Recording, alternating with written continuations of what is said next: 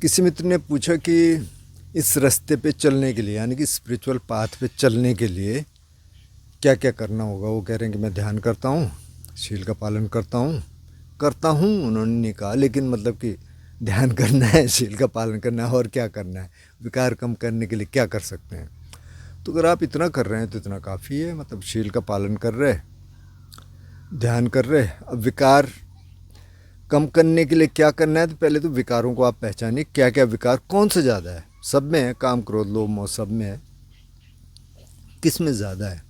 अब जैसे मैंने रिकॉग्नाइज़ किया कि मेरे को क्रोध बहुत आता था, बहुत गुस्सा आता था, तो उस पर फिर काम करना आप शुरू करेंगे। उस तरह की स्ट्रेटजीज़ हैं। जब आप इस चैनल को देखेंगे तो इसमें बहुत सारे इस तरह की वीडियोज़ हैं। गुस्से पे कैसे संयम करना है, काम पे कैसे संयम करना है, लोभ पे कैसे संयम करना है।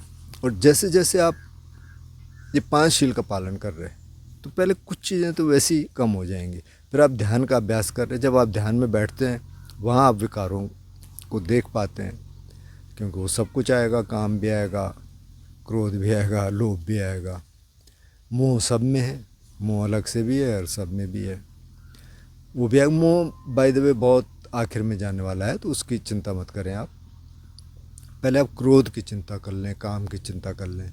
चिंता भी नहीं करनी है कि उनको कैसे आप संयमित रखेंगे ताकि आप ध्यान कर सकें। एकदम से तो जाने वाला है नहीं, तो आप धीरे धीरे मतलब उस तरह से आपकी आजीविका भी देखनी पड़ेगी कैसी है, सम्यक आजीविका है कि नहीं। अगर आप स्टूडेंट हैं तो क्या चाहते हैं, क्या करना चाहते हैं, वो भी देखना पड़ेगा। तो सारा कुछ मिला के मतलब एक माइंडफुल लिविंग की जो आजकल बात हो रही है। पहले तो मैं सोच रहा था मैं इसकी बात कर रहा हूँ, लेकिन मैंने अभी और जगह भी देखा काफ़ी लोग इसकी बात कर रहे हैं। तो माइंडफुल लिविंग मतलब कि आप जानते हैं कि आप कैसे जी रहे हैं और आपको कैसे जीना चाहिए। तो कुल मिला के तो ये है।